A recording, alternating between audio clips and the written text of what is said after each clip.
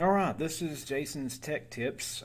Today, I figured we would go over Ilmex Linux, which is doing pretty well on DistroWatch right now. I know you're not supposed to go by this when you look at popularity or how good a Linux distro is, but try to make this a little bit bigger. I guess that's not working too well. But if you look over here on the page hit rating for DistroWatch, you'll see um, that MX Linux is actually going pretty far up on the chain. It's actually beating long time held place of Linux Mint, where Mint used to be always on the top.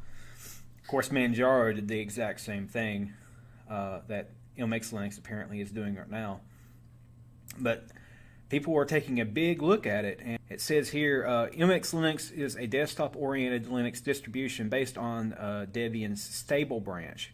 It is a cooperative venture between the anti-X and the former MEPIS Linux communities. Using XFCE as the default desktop, it is a mid-weight operating system designed to combine an elegant and efficient desktop with simple configuration, high stability, solid performance, and medium-sized footprint. Okay, so we're just booting up right now off of the ISO file that I downloaded prior to starting the stream. Okay, so we got we got it booted up, and looks like we got welcome to MX Linux, a fast, friendly, and stable OS loaded with amazing tools and supported by a great community. Well, that sounds nice. I like um, a little welcoming dialogue there. It makes people feel welcome and uh, like they could get help if they needed. I also really like this. This is something that I don't see too many distros do. It gives you the default username and the default password and the default root password. Now, if you have ever messed around with Ubuntu uh, distros, they're basically wide open when you use the live um, the live image before you install it. It doesn't give you a root password or anything. You literally can just do anything, which is nice. But I mean, if you plan on using it for any extended amount of time, it's actually quite dangerous because it doesn't have a root password. So anything and everything can install whatever they like. Okay, so we're done with that. And it looks like they gave you an installer. I just wonder what the installer kind of looks like here. I'm just going to open that up real quick. So, with this installer, Ilmex Linux is independent Linux distribution based on Debian Stable. I actually like that um, this distro is based off Debian Stable rather than based off Ubuntu, which is based off Debian Stable. It's so annoying when you get a distro that's based off a distro, it's based off a distro, it's based off a distro, and so I'm probably not going to install it on this virtual machine because I'm just using it to demonstrate it to you guys. But I'm going to check out and see what the installer kind of looks like. It definitely looks different than, and I know we have updates. We're running a live version here. It is weird that it would tell me about updates when we're running it. This is just a demonstration, a live USB demonstration. But whatever. That's just me nitpicking. So it notices that there's one hard disk to pick from, which is true because this virtual machine only has one drive in it. I don't know if I like this all that much. It just this just feels a little clunky and outdated, but um, but then again, it is XFCE, so not that I'm bashing on XFCE, but it's uh, it's not meant to look and feel like a modern kind of UI. It's meant to be light and easy on your system. So it says run partition tool. So you get to pick a disk and you run partition tool. So I'm not going to hurt anything by clicking this because this is just a virtual machine. Okay, so it uses gparted. So that's kind of neat. So it instead of having, it's neat. It's neat for somebody who's in IT because it runs an actual partitioning tool. Someone who's in IT, it's actually kind of nice for it to open up a program where where you get an entire partitioning tool, so you can do pretty much anything you want, especially if you're used to setting up Linux systems, rather than having the system like Ubuntu has, where you have to click do this and then do that and then next and then next. This you can just do everything, especially if you're used to gparted, so you can just go la, la, la, la, done, and you're done. You don't have to worry about partitioning, like clicking, do this next, do this next. You can just literally just partition the whole thing in one tool and then have it all done. So it does have disk encryption, so that's kind of nice. Leave free space up to blank megabytes. I'm not entirely sure what that auto install using entire disk. I'm not entirely sure what is going on here, but whatever. Okay, so I'm not going to continue because I think it'll probably try to install, and I really don't want to do that. So that's enough for the installer right now. Let's see what else we got on here. Okay, so that's not a menu. That is the leave log out button, which I actually kind of do like. But if people are used to Ubuntu, if you guys remember in regular Ubuntu, the menu button is actually up here. So given that Ubuntu has probably been obviously the most popular Linux distribution probably on the face of the planet, I know that's probably going to be like hate comments about that statement, but you just have to get over yourself. That's pretty much true. Given that, if you're trying to make it user friendly, you would probably want to put the menu button in the same spot as the previous distribution, just because people are already used to where that button is. So again, that's just me nitpicking. But it is. I do like the fact that you hit one button and you have a menu of what do you want to do, as far as when you're shutting down the system. Like, or do you want to restart it? Do you want to shut it down? Do you want to log out? Or do you want to suspend? I'd rather have that than a button that flares out and does that. This is really kind of nice. Or having a menu where you have to click and then, I do like this part.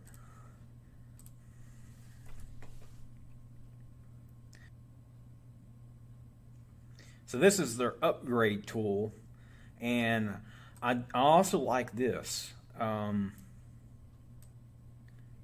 I think this looks very similar to other distributions which are running XFCE. It's very, very light and straight to the point. It's not like other Linux distributions where you can uncheck boxes that you don't want or whatever. It's good for grandma. I'm gonna give it that kind of vibe. It's good for grandma because you can you can tell, hey, grandma, you need to update your software. And she goes, I don't know what to do. Do I click yes, or do I click all the check boxes, or what? And I was like, literally, grandma, all you got to do is hit the green box over here and then hit the green box over here. And then presto changeo, everything is upgraded. So that's kind of nice. So this is probably the menu. So, okay, so this is the regular XFCE menu. I've actually seen this before running. What is that? Xubuntu, yeah.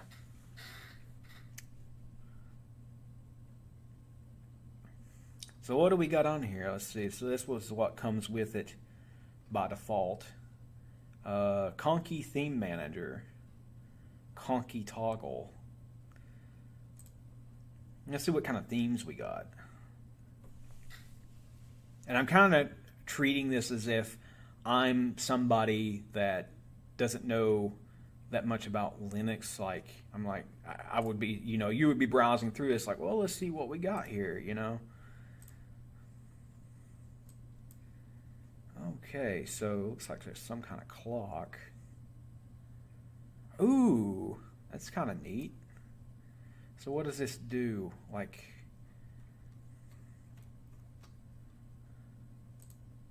what happens when you click that? And you click start, restart. Okay, so that changes the widget in the background. Okay. I kind of like that. I honestly kind of do. It tells you who's logged in, what the machine name is, how long it's been up, the distribution it's running, the architecture, the kernel version, which I guess I was going to pull the kernel version up later, but anyway, there it is. So we got that figured out.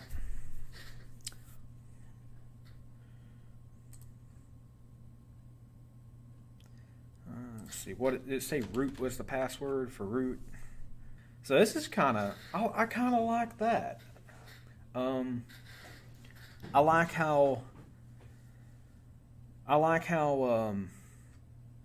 they have everything neatly arranged. Like, I'm not a big fan of package managers where it takes up the whole screen and there's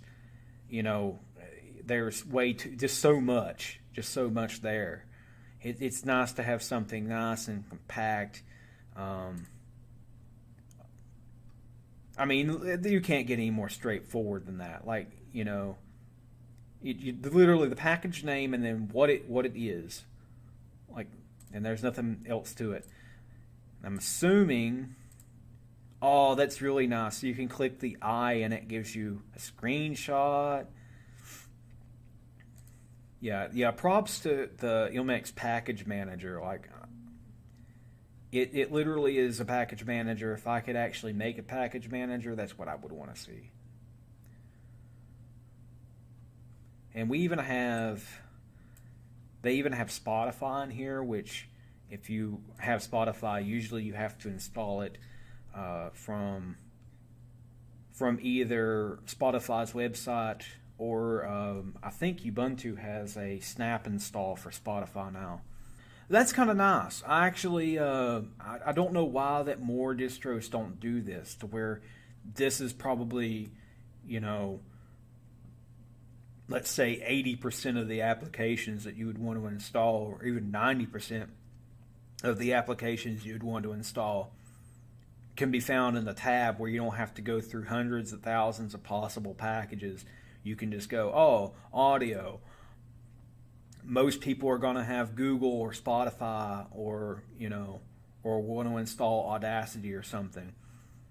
They're not going to want to look through like audio packages of different, audio managers and things that, just, you know what I mean, off the wall audio packages that you're never going to, that are installed in the background. So that's the package manager. And of course we got our terminal, which is probably looks pretty similar to most terminals. We got LibreOffice. Let's see. Gives you Thunderbird for mail, Firefox, of course, for web browsing. And this is really interesting. That includes the GNOME PPP tool. I'm actually really surprised because I have a modem at the house because I'm a geek as hell, and it's kind of neat to have this actually in a distribution. So they got some games here. So we got Hearts and Solitaire. Most of the things that normal users would expect to see in a scrolling space shooter. So it looks like they got something. I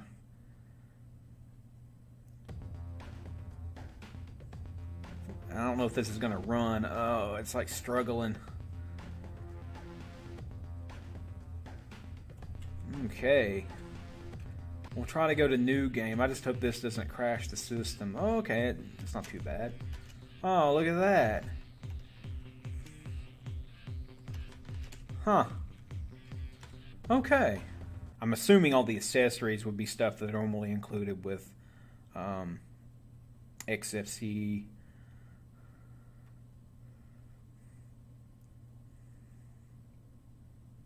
Yeah, it seems to be that case. This doesn't really seem all that bad.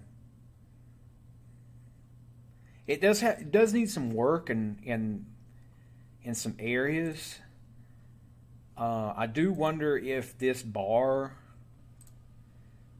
Okay, so if any of you already have this distro or wanting to get it and they're worried about, I don't like that sidebar. Also, if I was keeping this as a main distro, I'd probably switch this button and this button out because I definitely don't like having the menu over here. Just because, we're all used to the Windows style of things. But what you would do is you go to Panel, give you a little tutorial here. You go to Panel, Preferences, and then this mode will here be set to vertical. And when you change it to horizontal, it'll stick at the top of the screen here. And then you uncheck mark lock panel, and then it'll show up a little, I'll show you here. You can I don't know if you can see that in the stream or not, but there's like a little weird looking patch there that's on the side. That's all the best way I can explain it. But you'll grab there, and then you can move the bar anywhere on the screen you want. You can even leave it in the middle of the screen if you wanted to. I don't know why you would. So yeah, I think that's going to wrap up the stream, guys. I know I put on and more on here, but I didn't know I was going to take up a whole 35 minutes on this stream going over a Linux distro. So anyway, that's Ilmex Linux. You guys can go and get it at what's the website? ilmexlinux.org. Which I'll bring up the let me bring up the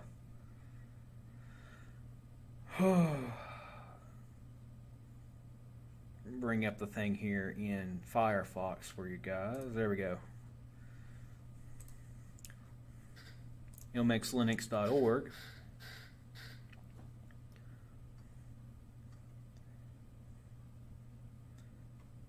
Their website's pretty basic looking, but I mean, like most Linux distributions, they don't go for extra stylish. They go for function, because that's pretty much how Linux works. It's function. It's not so much style; it's function. So anyway, guys, that'll wrap it up. Thank you guys for joining me.